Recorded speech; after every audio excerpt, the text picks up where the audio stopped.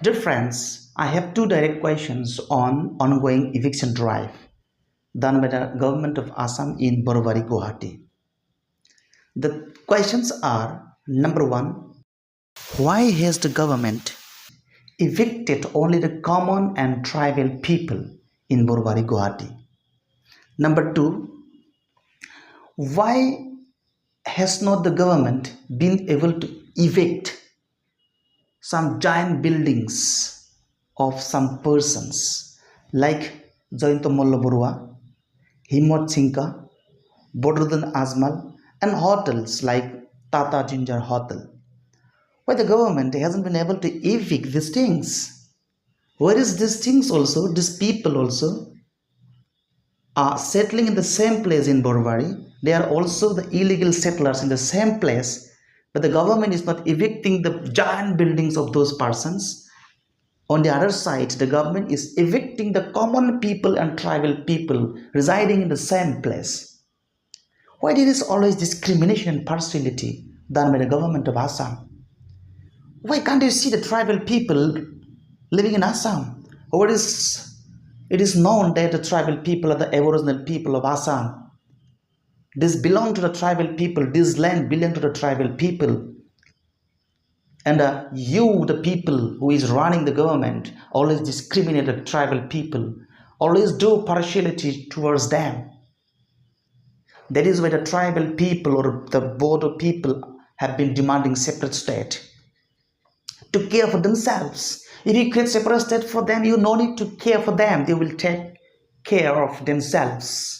Just you need to create separate state for them. If you can't see them, if you don't like to care for them, they will care for themselves. Just create a separate state for them. You are not creating separate state. On the other side, you are just discriminating, you are neglecting, you are discriminating and doing partiality towards them. Now you see the weather is very bad. It's a rainy weather, and during the rainy weather, you are evicting the tribal community, tribal people residing in Borobari. It is a rainy weather. There is no house to live in. They're suffering severe pathetic conditions. Whereas they don't have any food to eat. They don't have a house to live in. They don't have dresses to wear. Why such kind of careless partiality and discrimination you are doing towards them? And why can't you evict the giant buildings of Himmat Singka? Why can't you evict the giant building of Joyinto Molla Borua? Why can't you evict and vandalize the Tata Ginger Hotel? Why can't you demolish the giant building of Badruddin Sahab? Why? What is the partiality? What kind of intolerable partiality you are doing in Assam? It's really unbearable. It's really unbearable.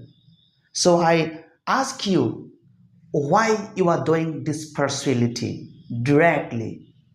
The Bodruddin Azmal, Himmat Chinka, the Tata Ginger Hotel, and people like this are also illegally settling in the same place where the tribal people are settling there. If the tribal peoples can be considered illegal settlers, why not those persons residing in the same place? So my question is that, when are you going to demolish those houses, those giant buildings of Bodruddin Azmal, Himmat Singka, Joyinto Molla Borua, Tata Ginger Hotel, whereas these hotels and these giant buildings are also in the same place? Again, I welcome you for doing such kind of legal things and for the development of the country.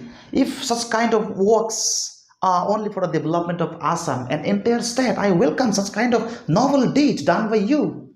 No objection from my side and no objection from the common people of Assam. If you are doing these things for the development of the entire state, but how can you think development of your state by dominating, by depressing and oppressing and discriminating a person or people in your state? You cannot develop your state by depressing and by dominating some parts of people. Okay, some community of your state. By dominating some community of your state, you cannot develop your state. Everybody know it. You also know it, but knowing these things intentionally, you are discriminating, you are neglecting and oppressing and depressing the people of your state. We are the Aboriginal people. We may stay, we live everywhere in every parts of Assam. And it doesn't mean that we are just liable to be evicted by the government of Assam. This belongs to our land. We can stay everywhere.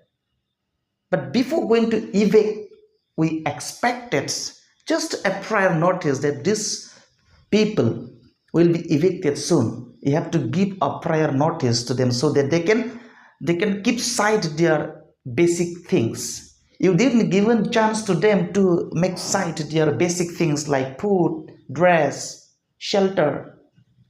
We know the basic things: food, dress, and shelter. These three things are basic things for the people, and you didn't give them chance to save those things at a time of eviction.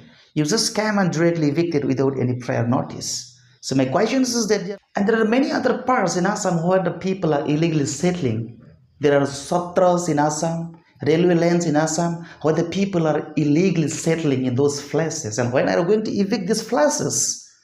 And I warn you, if you evict these persons and these places, settling in khotras in Assam, there are many khotras in Assam illegally settled by many people. There are many railway lands where the people are illegally settling in those lands. And when are you evicting those peoples? And always remember, when you are going to evict these places, these khotras, make sure that only the tribal peoples are not evicted. There should be impartiality in the case of eviction. If you evict certain places, if you evict the particular places, there should be always impartiality. And your thinking, your mentality should not be, oh, this place is settled by the tribal people, this place should be evicted at the earliest. Your thinking should not be like that. There should be always impartiality. Evict the places irrespective of caste, creed, and religion. Don't evict the places which is settled by only the tribal people. If you evict the places, there should be equality, there should be impartiality, there may be tribal people, there may be general people, there may be people of high dignitaries, there may be people of high category. You don't consider those things. The eviction should be equal. There should be impartiality. There should not be discrimination. There should not be negligence.